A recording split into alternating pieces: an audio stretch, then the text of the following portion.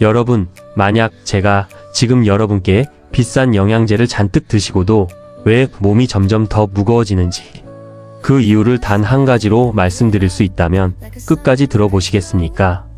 오늘 이 이야기는 단순히 어떤 영양제가 좋다는 목록이 아니라 왜 많은 어르신들이 애써 돈을 쓰고도 체력은 제자리이거나 오히려 떨어지는지, 그리고 그 흐름을 어떻게 바꿀 수 있는지에 대한 이야기입니다.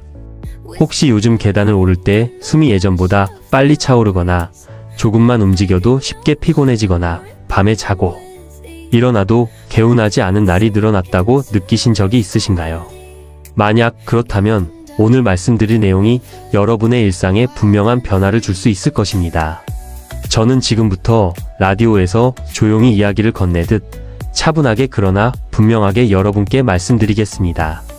많은 분들이 건강을 위해 이것저것 챙겨 드시지만 사실 중요한 것은 많이가 아니라 무엇을 왜 먹는가입니다. 젊을 때는 몸이 알아서 버텨주니 크게 신경 쓰지 않아도 되었지만 60대 이후부터는 우리 몸의 균형이 서서히 무너질 수 있습니다. 그 변화의 중심에는 근육, 세포, 염증, 장 건강, 그리고 에너지를 만들어내는 체계가 있습니다. 그래서 저는 오늘 5가지 핵심 영양 성분을 중심으로 어르신들이 왜 이것을 고려해 보셔야 하는지 천천히 풀어서 말씀드리려고 합니다. 이 5가지가 전부가 아니라 여러분 건강의 방향을 잡아주는 나침반 같은 역할을 한다고 생각하시면 좋겠습니다. 먼저 첫 번째 이야기는 근육에 관한 것입니다. 나이가 들수록 가장 먼저 눈에 띄게 변하는 것이 무엇일까요? 바로 힘입니다. 예전에는 가볍게 들던 물건이 무겁게 느껴지고 조금만 걸어도 다리가 쉽게 피로해집니다. 이는 단순히 체력이 떨어진 문제가 아니라 우리 몸에서 근육이 서서히 줄어들고 있기 때문입니다. 이때 도움이 될 수 있는 성분이 HMB 칼슘입니다. 이 성분은 단순히 근육을 키워주는 보조제가 아니라 우리 몸 안에서 신호를 보내는 역할을 합니다. 우리가 단백질을 섭취했을 때 몸이 그것을 근육으로 잘 활용하도록 도와주고 반대로 근육이 불필요하게 빠져나가지 않도록 지켜주는 역할을 합니다. 운동을 꾸준히 하시는 분들에게는 더 효과적일 수 있지만 무릎이나 허리 때문에 운동이 어려운 분들에게도 일종의 근육 보험처럼 작용할 수 있습니다. 나이가 들수록 근육은 우리 몸의 버팀목이 되기 때문에 이 부분을 가볍게 보시면 안 됩니다. 두 번째로 말씀드릴 것은 항산화에 관한 이야기입니다. 우리 몸은 살아가는 동안 끊임없이 산화 스트레스를 받습니다.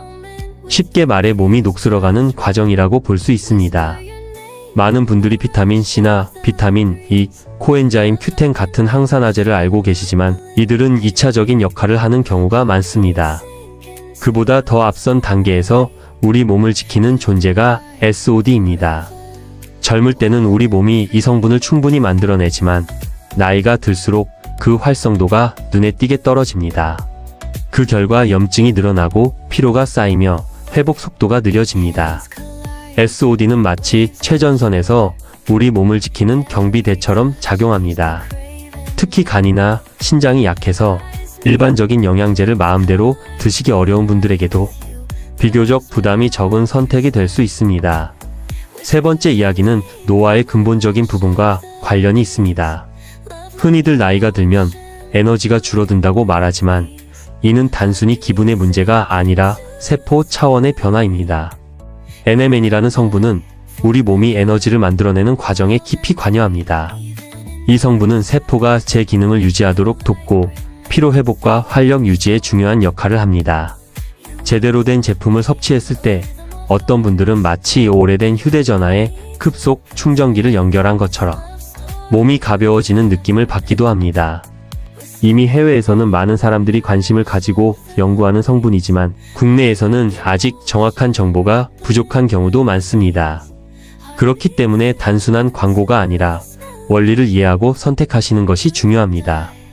이제 네 번째로 넘어가겠습니다.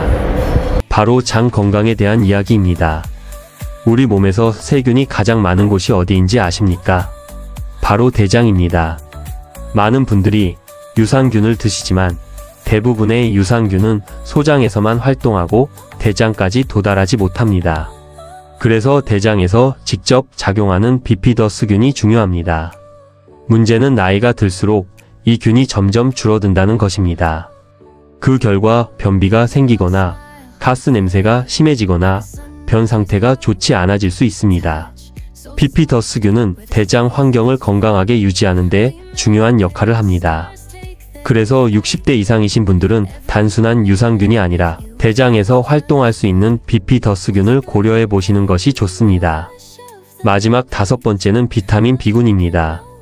많은 어르신들이 종합 영양제를 드시지만 사실 식사를 비교적 잘 하시는 분들은 꼭 필요하지 않을 수도 있습니다. 대신 요즘 어르신들은 과거보다 훨씬 활동적이고 바쁘게 지내시는 분들이 많습니다. 여행을 다니시거나 모임에 참석하시거나 취미생활을 즐기시는 분들에게는 에너지를 지속적으로 유지하는 것이 중요합니다. 이때 고함량 비타민 B군이 도움이 될 수 있습니다. 특히 비타민 B, 비육이 충분히 포함된 제품을 선택하시면 하루 동안 덜 지치고 꾸준한 활력을 유지하는 데 도움이 됩니다. 어떤 분들은 NMN이 순간적인 활력이라면 비타민 B군은 하루 종일 서서히 받쳐주는 느낌이라고 표현하기도 합니다. 지금까지 5가지를 차분히 살펴보았습니다. 하지만 이것이 끝은 아닙니다. 프로폴리스나 비타민 C처럼 도움이 되는 성분도 여전히 많습니다. 다만 중요한 것은 남들이 좋다고 해서 무작정 따라 드시는 것이 아니라 자신의 몸 상태에 맞는 선택을 하는 것입니다. 그리고 무엇보다 기본은 단백질 섭취와 규칙적인 생활입니다. 아무리 좋은 영양제를 드셔도 식사와 생활 습관이 받쳐주지 않으면 효과가 반감될 수밖에 없습니다. 여러분이 오늘 이 이야기를 들으시면서 한 가지라도 새로운 생각을 하셨다면 그것만으로도 충분한 의미가 있다고 생각합니다. 건강은 갑자기 좋아지지 않습니다. 하지만 작은 선택들이 모이면 분명한 변화를 만들 수 있습니다. 혹시 더 궁금한 점이 있다면 언제든지 찾아주시길 바랍니다. 저는 앞으로도 이렇게 차분한 목소리로 하지만 진심을 담아 여러분의 건강 이야기를 함께 나누고 싶습니다. 오늘 이 시간 끝까지 들어주셔서 감사합니다. 내용이 마음에 드셨다면 구독과 좋아요 부탁드립니다.